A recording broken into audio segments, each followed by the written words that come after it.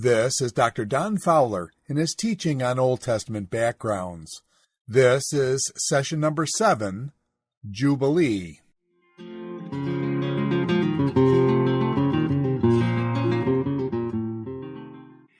Well, welcome back. One of the things that's most difficult about the course Old Testament backgrounds is that all of us, including myself, are interested primarily in the story of the Bible. But the problem is that most of the Bible story is really 1,000 years after the story of Mesopotamia really starts. So you can't just, I don't think you can just drop into it like parachute into that region. You have to at least start to create a continuity. But we're finally getting to the place in the old Babylonian period where the parallels to the Bible are really interesting, and I think you're going to find that to be true. I located a map that I wanted to show you of the Hyksos Empire, and this will give us a little bit of a visual picture of this great empire. As you can see up on the screen, we have the Hyksos Empire stretches all the way up to southern Turkey. You can also see, by the way, at the end of the S on Hyksos, you can see where Yamkad was at. So here is a map showing you the very impressive physical region that the Hyksos actually ruled. All the way from the center of Egypt, as you can plainly see here, they rule all the way to the center of Egypt. The capital of the Hyksos Empire was Avaris in Egypt, and then they ruled all the way up to the Euphrates River. So this was, of course, a great empire, but what I want you to remember with me primarily is that they were a great people. And we don't have a single Hyksos tablet, so it's not like we can write a meaningful history of these people the way we would like, but they were a people of singular importance to biblical studies, so or to the Hebrew people. So with that, let me turn to what I think is a fine example of just how fruitful the study of Old Testament backgrounds can be. In this bottom paragraph, I mentioned that perhaps the most difficult economic practice to institute was that of the Jubilee. In the Old Testament, every 7 years, there was to be a release. That is, a cancellation of debts. Now, one of the best biblical passages showing us this is in the book of Deuteronomy, where it reads like this: "At the end of every 7 years, you shall grant a remission of debts. And this is the manner of remission. Every creditor shall release what he has loaned to his neighbor. He shall not exact it of his neighbor and his brother, because the Lord's remission has been proclaimed. So from a foreigner you may exact it," that is, when you loan money to a foreigner, you can force him to pay it back. "But your hand shall release whatever of yours is with your brother." And of course, God says the reason for this practice is the famous passage in verse 4, "that there be no poor among you." So what we want to point out to you is that there was an economic practice that seems to have started in Mesopotamia with the Amorites, and that practice was a king instituting a cancellation of debts. In Mesopotamia, there was an interesting practice in the old Babylonian period when in the first full year of the new king's rule, he would institute a cancellation of debts. Well, we're going to talk about that, but I think there is a possibility that that led to this concept in the Bible in which it was not done on the basis of a new king, but it was done on a cyclic basis of every 7th year in ancient Israel, debts were to be canceled. The land was to be fallow, and slaves were to be set free. I'll use the word manumitted.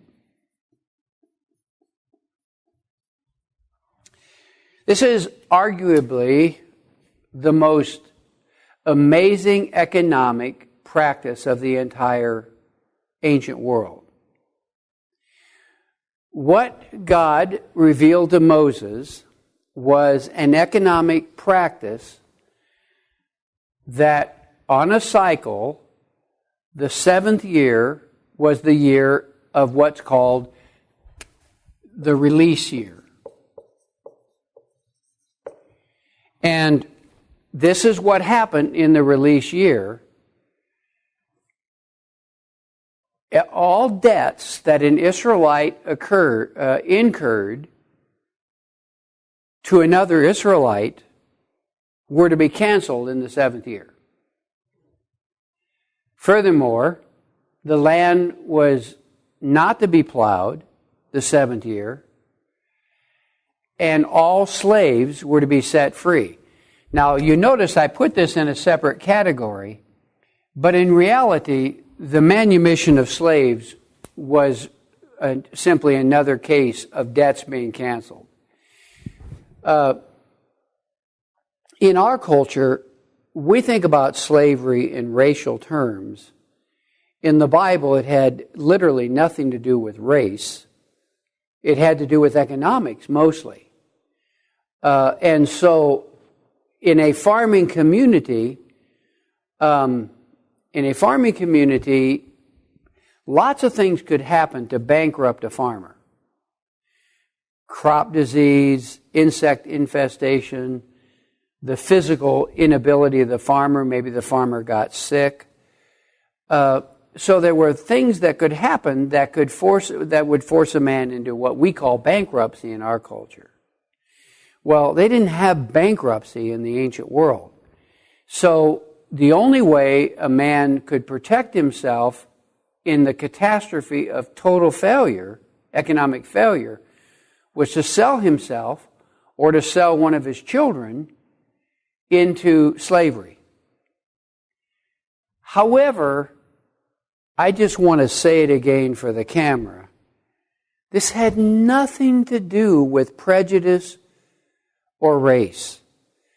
This was an almost completely economic reality. It was what happened in a world in which there was no real money.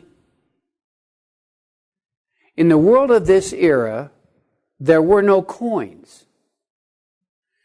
The closest thing they had to money was by weighing out silver, a shekel. The Hebrew word shekel today describes a coin, but in the Bible, the word meant a weight, W-E-I-G-H-T.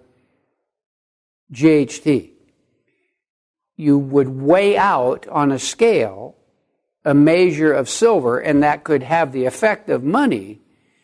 But in reality, money didn't exist in coinage until the Persian period. So, without money, people dealt in the domain of goods. So if you're a farmer and you have no goods, all you have is your land, well, in the Hebrew tradition, God gave a law that said you cannot sell the land. So literally, as a last resort, all a Hebrew farmer could sell was himself or one of his children. So because that was an economic practice, by the way, I think this is one of the most interesting and misunderstood concepts in the Bible. Just allow me to take 2 minutes to go beyond where we're at, because this concept of slavery makes its way into the New Testament. But there, it actually becomes a well-known metaphor for how we become children of God. We assume the status of slavery. That is so misunderstood. I truly wish I could take the time to explain that to you. But slavery in the New Testament was just a metaphor for the reality that human beings were owned by God. We are both His sons and His slaves. That's a bit of a stretch for us to absorb. But they're both just metaphors. We really aren't the sons of God in the sense that we have biological descent from God. We are sons of God metaphorically. We're slaves of God metaphorically. It's a very interesting subject area. A lot of good work is being done in this today. But to return to this practice, the release, which has its own language in the Hebrew Bible, is not to be confused with the Jubilee. The Jubilee is the result of 7 times 7, so that the 50th year is the Jubilee year. The Jubilee, which, by the way, appears in Leviticus 25, much of the chapter of Leviticus 25 is given over to talking about the Jubilee. The Jubilee may or may not have been identical to the release year, which was the 7th year. We know that this practice of the cancellation of debts, we know beyond any shadow of a doubt, was to occur on a cycle of 7. We're not sure, there's debate on how to explain this, whether the 50th year was simply a sacred 50th year or whether there was an actual difference in the way in which it worked.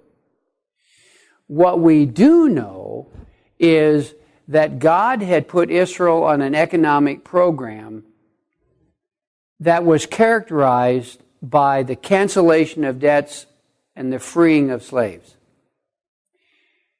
Maybe the land lying fallow is something that occurred just on the 50th year. The 50th year you didn't plant crops. We can't really say with certainty. But what we can say with certainty is that God had created an economic system for Israel, so a system that owes its origin to the Hebrew concept of the Sabbath, so that debts were to be canceled. So if we can come back to our notes up here and look at this, we can see that this concept may go back to a Mesopotamian release that reaches back into the Old Akkadian period as early as Sargon. Thus far, we have at least 48 references to different royal releases in Mesopotamia. So I know I got onto a further discussion. Let me go back and say to you, in Mesopotamia, you might remember, the release did not occur on a cycle. It occurred when a new king took the throne. When a new king took the throne, there was a release, a cancellation of debts. The two Akkadian words are Mesharum and Andurarum, which correspond to the Hebrew words Yashar and Deror, which are etymologically the same. The Deror is the true counterpart of the Mesopotamian Andurarum. So you don't need to know all of this perfectly. I just want to say to you that the terminology for the release in Mesopotamia is etymologically identical to the terminology in the Hebrew Bible. In Deuteronomy 15, When God talked about the release, that's the word shimta, but there's also the word diror, which is etymologically identical. So there is some justification for arguing that the language of release is the same in the Bible as it was in ancient Mesopotamia. We have a total of 48 different releases that we have accumulated. Maybe today it's over 50. You know, there was a time when I used to tell my students that we have found about 250,000 cuneiform tablets. Well, today it's over 1 million.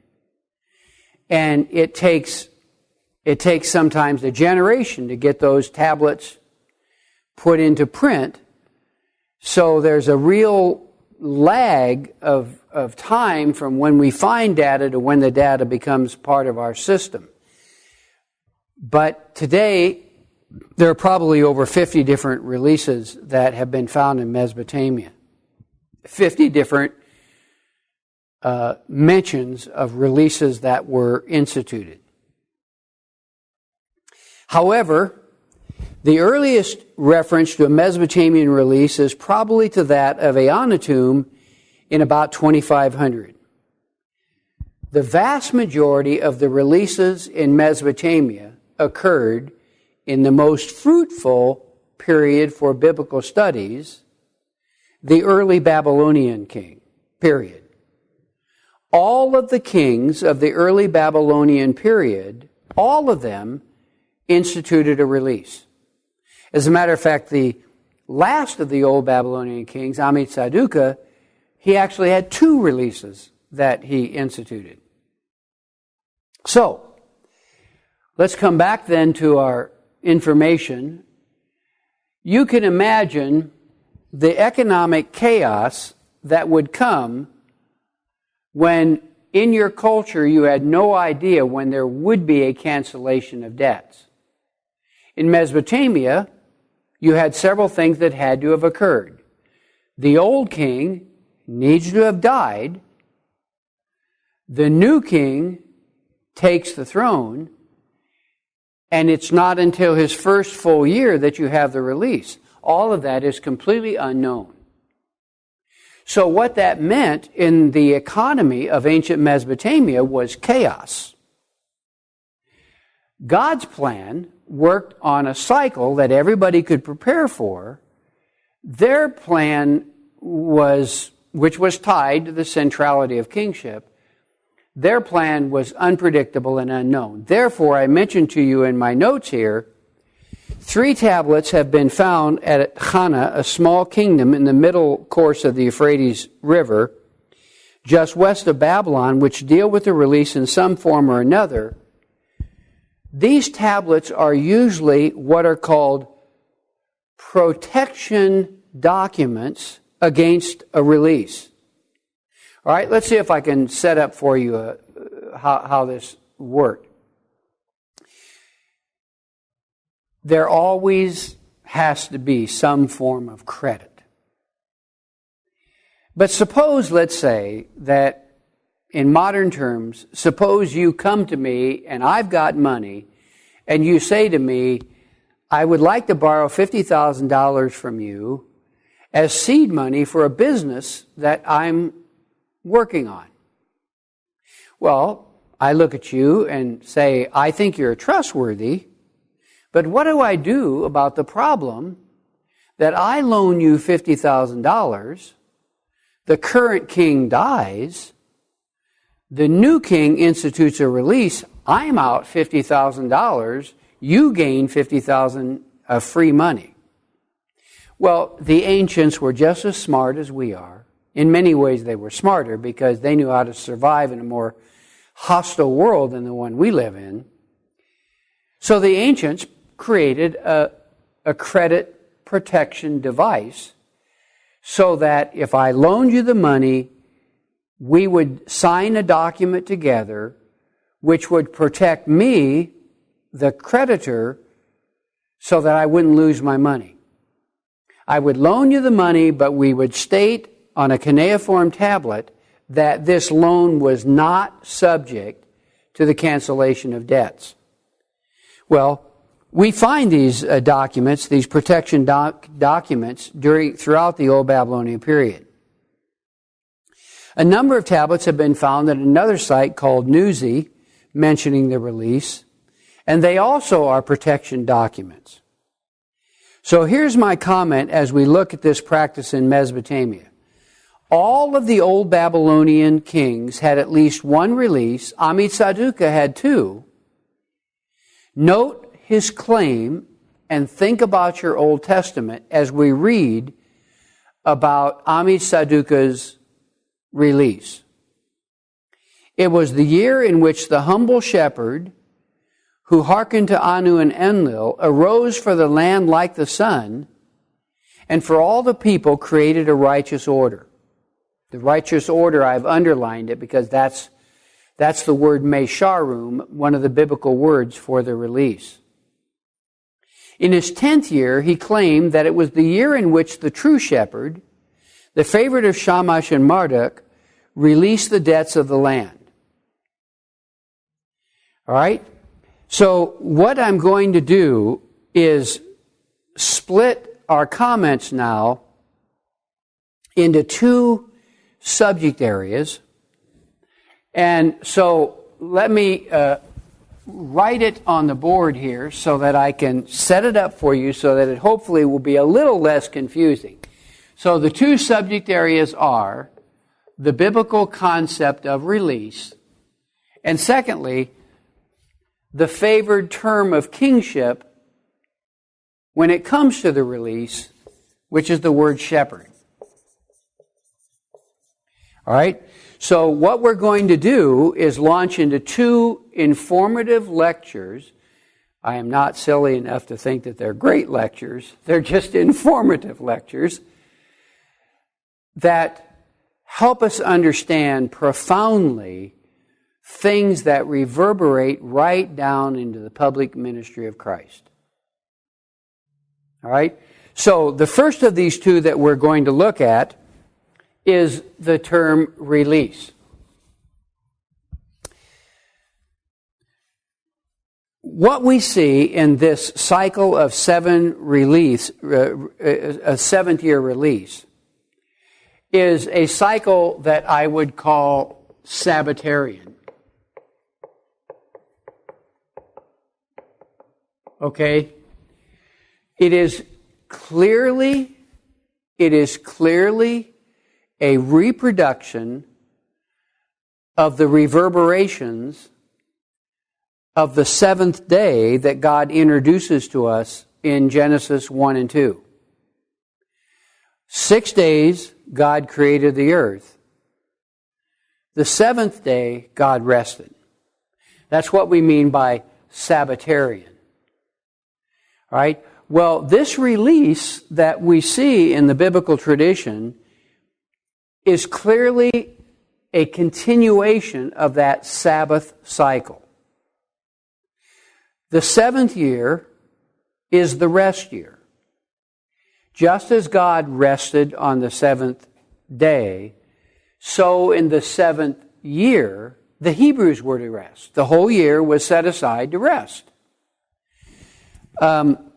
So what we see unfolding before us is a phenomena in which the Sabbatarian cycle appears in an economic format. All right? So I'll start writing my rather sad attempt at creating a graph for you to illustrate what we're talking about. So let's start out with the single most important revelatory phenomena. In the Hebrew tradition, it is that God is king. Okay? And as king, there are two important qualities to God's kingship: that He is the provider and that He is the protector.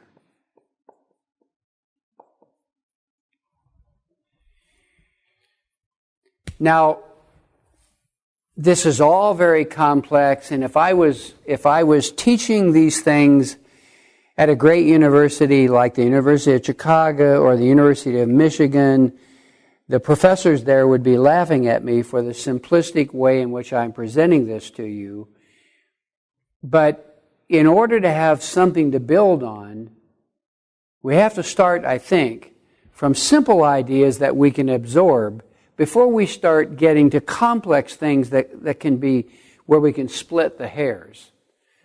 But what we're seeing is, in the biblical tradition, there is one all-important factor in the biblical tradition, and that is that the text is designed to reveal to us the identity of God. If you're God and you created the heavens and the earth, you're franchised with the need to tell all subsequent generations about who you are and how you function. So, central to the biblical picture of God is that He is King. Now, I realize that there are other terms that describe God, but I think this is the most important one. And if you stop and think about the reality of kingship with me, it might make sense to you, because why? There is nobody above the king. In Mesopotamia, we have seen that the king is all-powerful. We've seen the king owns all land. We've seen that the king is the center of the whole social system. So it provides a perfect metaphor for revealing the identity of God. God is the only. There is no other king. He is the only. He is above all. He owns all. He is all. So it's the perfect metaphor for revealing the identity of God. All right? So by instituting a release, you notice the connection in Mesopotamia. Who institutes the release? It's the king. Well, who institutes the release in the Bible? God. Because God is the king of Israel. All other kings are kings only because they are the vassal to the great king. Right? So it's as king that God can reveal to us His identity, but not just His identity, because His identity is that He's a king. But what the release tells us is what the king does. He provides and He protects. He's just. All right? So with that in mind, let me point out to you then that this amazing economic phenomena of the release, this amazing economic phenomena deals with three entities that are below this. One is it obviously deals with land. And two, it deals with mankind.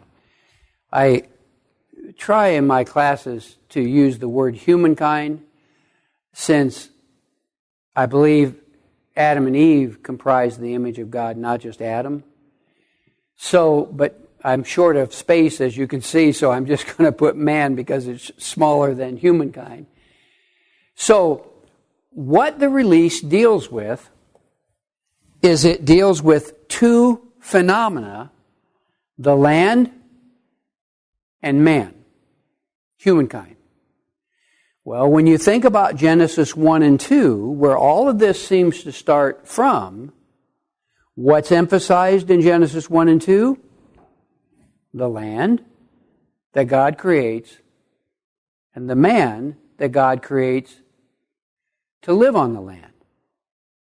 Well, in ancient Near Eastern thought, which is what we think is the background for understanding biblical thought, what this tells us is that God is using the events of Genesis 1 and 2, and 3, I might add.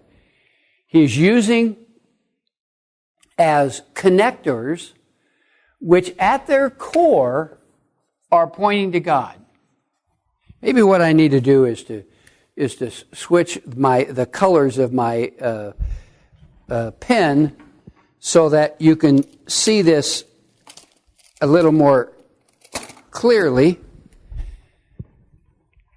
So what these do is they actually are things that draw our attention to God. I understand that you and I are people who like to go to the mall to watch people because people are so interesting. In fact, in biblical thought, it is God as the being we should observe. So this is designed to explain to us who God is and what He does. So when we think of land, in biblical thought, we think of God as the creator, and we think of Him as the provider. All right? So if we can put that into our mind then,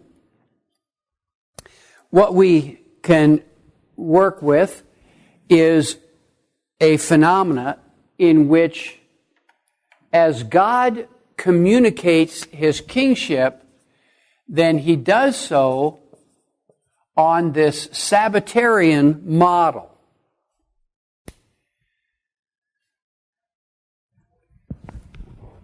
We are a culture, I'm not really being paid enough money to tell you how old I am. I might be over 39.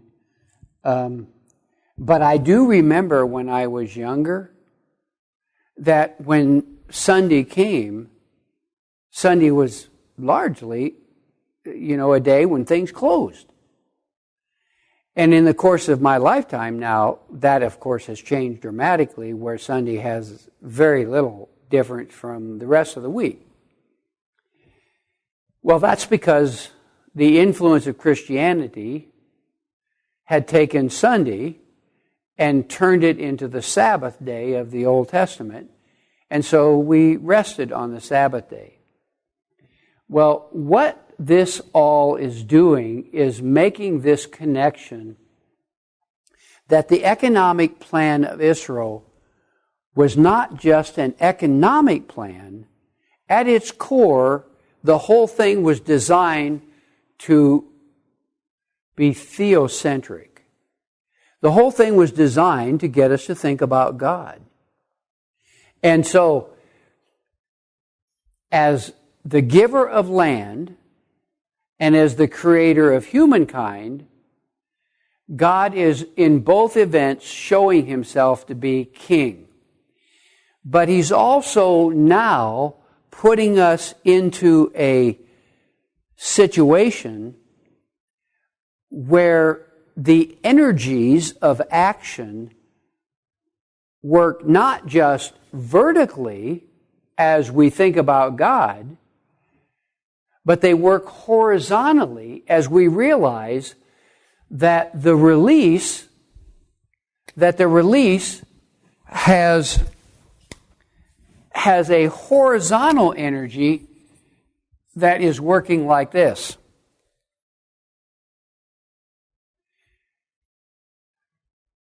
What I mean by the chart is to show you that this is rest and cancellation of debts, not just for humankind, but for the land itself. So since God, the great King, gives land, God has built a system in which there are horizontal responsibilities between humankind and the land that emanate from our vertical responsibilities to God. All right? So here's where my thoughts are going. In God's amazing plan, I'm going to use a word, I don't like this word because in our culture today there are so many political sensitive terms, but the word does embody within it some of the idea. What we see occurring here is that God is teaching humankind that by giving the land rest, just as human beings have rest, God is giving us the reminder that is utterly sacred. This is not our land. All land belongs to God, and therefore all land is to be treated with the same respect and dignity that we treat the humans who live on it. So just as humans get a seventh year of rest, so does the land. This has lots of theological implications that I'm not sure we can, I am pretty sure we can't get all of them out today in our lecture. But what it's doing is it's reminding humankind and the land that both of us belong to God. So the land gets its rest, and so does humankind. I think this does spin off into the reality that from a Christian perspective, we argue for a respect of the land, not because the land is best served when there are no people on it, which is sometimes the impression I get with certain more extreme forms of ecologists, but that the land belongs to God and we therefore have no right to abuse it. It just turns out that we now know by accident that it's good not to farm the land every year in perpetuity. We now know that if the land isn't given periodic rest, we drain the soil of its fecundity. So I think there may have been a possible ecological reason why the land was given its rest, because just like human beings, we not only replicate the Sabbath concept, but all of us need rest. The Sabbath model is not just a model that we think about in light of creation. It also is a practical reality that the earth needs to rest periodically and humans need to rest periodically. So there is both a theology to this, but there also is a practical concept. So he's teaching us that there's a way in which we should think about the land, and that means it belongs to God. It's not ours to abuse. It's God's land. And you and I are, to put it in modern terminology, what we are on this earth is we are sharecroppers.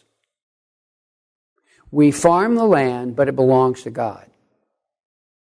Right? So this is one aspect of how we can think about this cancellation of debts. The other aspect is that I think it reminds us that even though in Western thought we focus on freedom of humanity,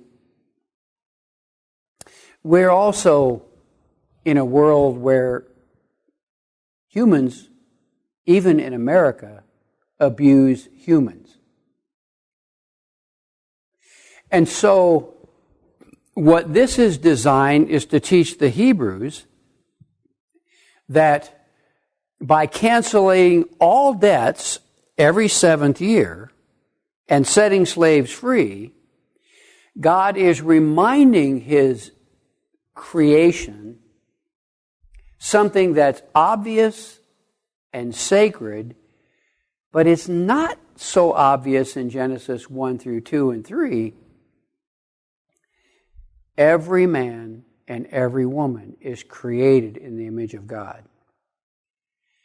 And because that's true, we have no right ever to economically abuse another human being. This system, which is at its core dramatically theocentric, is also a system that teaches us how to live on this earth. So what it means is, in the ancient world, that God was giving an economic system in which human beings, if you'll allow me this statement, which might be too dramatic for reality, human beings are unable to abuse one another economically because every 7th year, everyone gets a brand new start. Every loan has to be canceled. If you sold yourself into slavery, you have to be set free. And so what it meant is, contrary to forms of capitalism, what we've got is a capitalistic system with a conscience. That is to say, if you work hard in your 6 years, you can prosper. But if you have fallen on hard times, or perhaps your neighbor's just shrewder and smarter than you are, and he gets ahead of you, then God was creating a system whereby every 7th year there was a brand new creative start. And in this creative start, there was not just a reminder that God is at the origin of all these things, but there is a system that will work for life on this earth. This is a truly, I think, theologically amazing system that God created, and I think it has to do with a proper view of ecology, and I would say a proper view of relationship. Yeah, you can't see the end of the word over there, but a proper view of relationship. When you read Deuteronomy 15, we won't take time to do it because we don't have enough time this week to get everything in. But if we took time to do it, you would see the word brother appears repeatedly. You'd also see that the word poor appears repeatedly. And you'd also see that God's plan for how this system works was centered around the divine goal over and over in chapter 15 of Deuteronomy, that there be no poor among you. I think I could say from this, it is not God's will for there to be poor people. God's desire is that as the great king, God's desire is that all of His people have a way of making a living equally. In ancient Israel, what it meant is everyone had their own vine and their own fig tree. Now that's a metaphor. Not everyone had fig trees, not everyone had vines, but that's a metaphor for the fact that everybody in Israel owned property. It was a farming world. There was no industry. So God created a system whereby everybody had equal property, so to speak, and everybody was able to avoid poverty because every 7th year the land reverted to the original owner. And thus we have the most amazing combination of theology and economics that I know of anywhere in the place of the Hebrew Bible.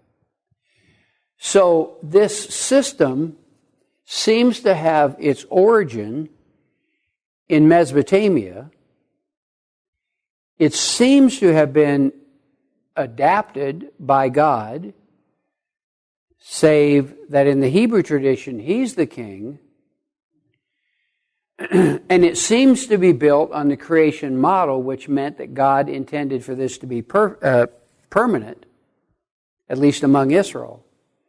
And it seems to be the kind of thing that created an economy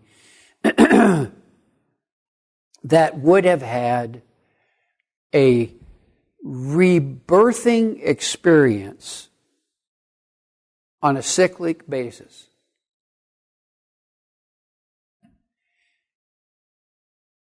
Here's the problem.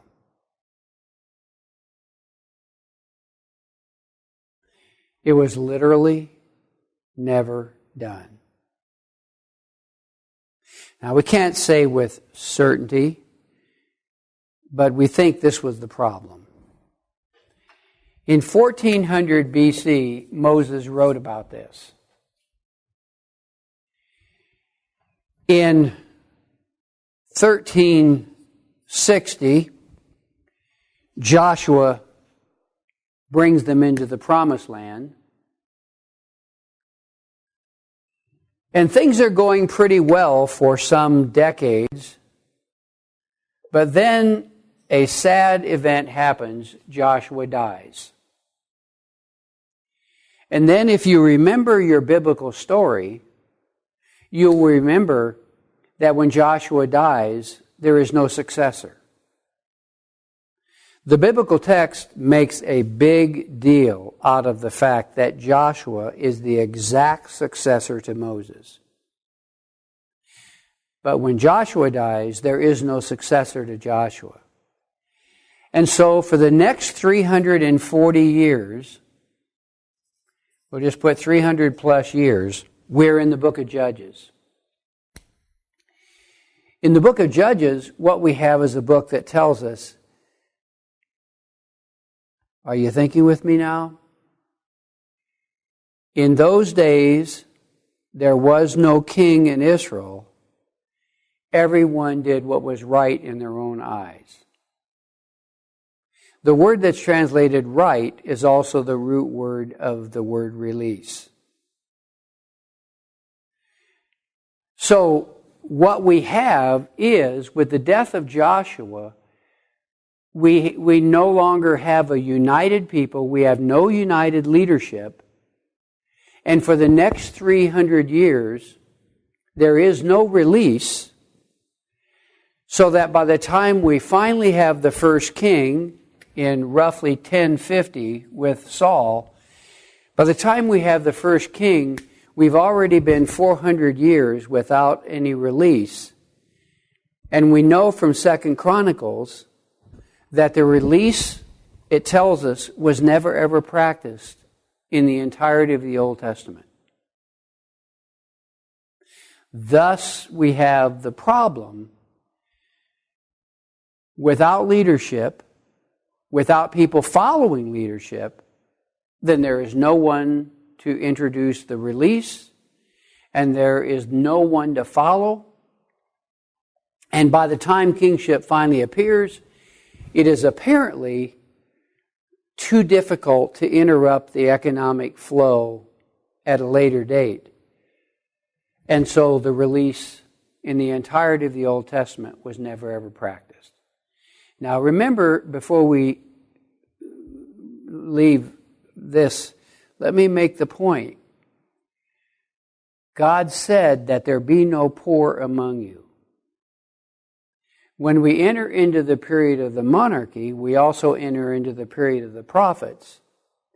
And what we have is messengers that God raised up to condemn the abuse of humans by humans. And there's hardly a subject area that the prophets address more passionately than the subject area of how the rich abuse the poor. This is a Christian concept of the first order. I'm also privileged at Liberty University here to teach the book of Acts. And I'll just make a quick connection, if I may, between what we've been talking about.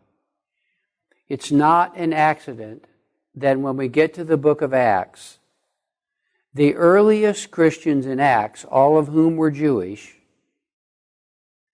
sold their possessions and created an economy best as they could in which there were no poor. I would suggest to you that the early believers in Acts may well have been following this model of Deuteronomy 15, in which they were trying to replicate the true community that God intended. Now, I'm not at all sure how far to push this into the modern Christian era that we're in.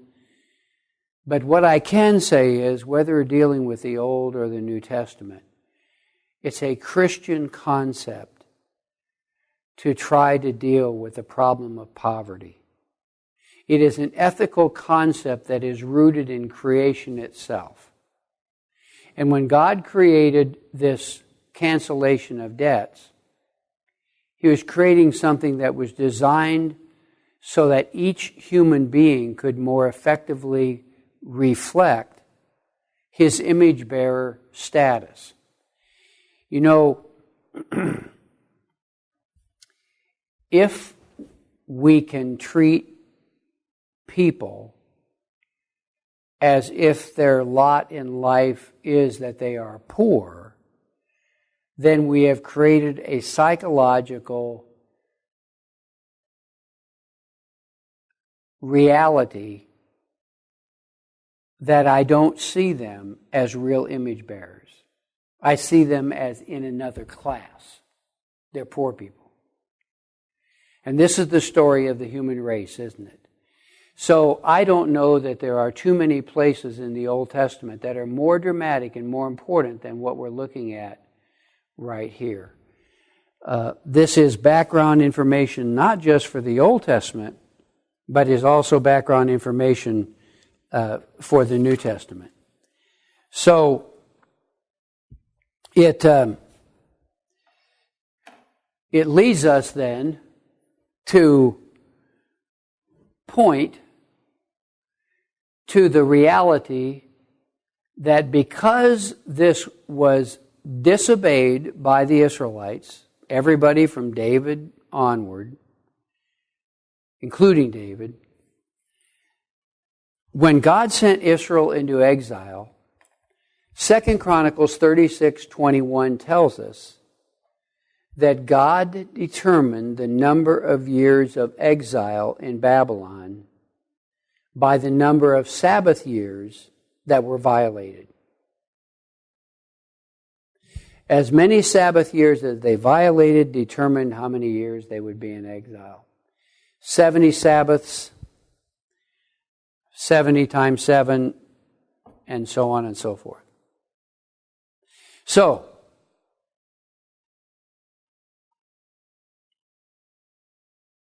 I think this is all tremendously important information that is part and parcel of the old Babylonian period, but it's alive and dominant throughout the rest of the Old Testament. In the late 70s, a new and, I would say, noisy minority group of scholars called minimalists emerged. They are so called because they deny the historicity of any biblical passage unless that passage can be scientifically proven to be a fact. And they came to deny the connections that I've been trying to make here between the Babylonian release and the release that's mentioned in the Bible. For my part, as you can plainly see, it's not just an economic release, it's a release that's connected to creation itself.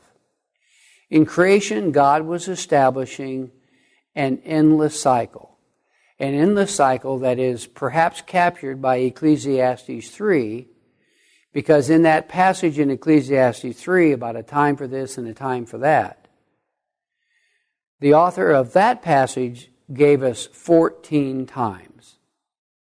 14 times of this, 14 times for that. Time to live, time to die. That's obviously a number that is creation times 2. Double creation. So what I would suggest that God did is He created a set of times that, if properly followed, would be a set of times that would make life on this earth work in a better fashion. Now, the good news for you as you watch this video is I'm not running for office. If I'm elected president, I cannot do this or that. But I believe with some measure of passion that even a secular government could follow a system like this and make it work in a superior ethical fashion to what's happening in, say, the world around us. So the system was never practiced because of human sinfulness. There were consequences to that. Those consequences revert even to our world today. But I would like to suggest to you that this concept served as a vehicle for our Lord revealing Himself, and we'll prepare ourselves to take a break.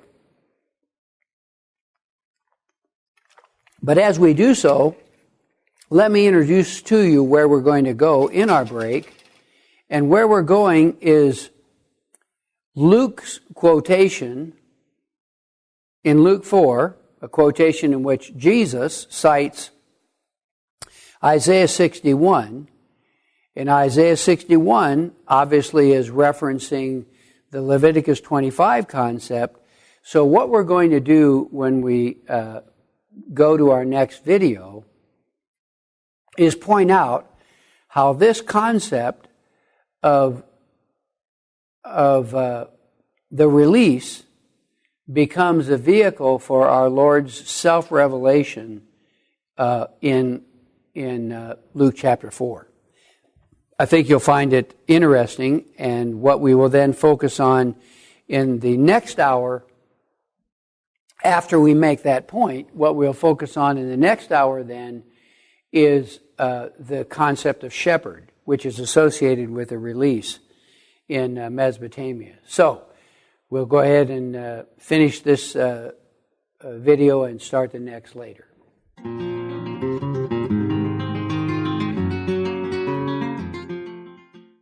This is Dr. Don Fowler in his teaching on Old Testament backgrounds. This is session number 7, Jubilee.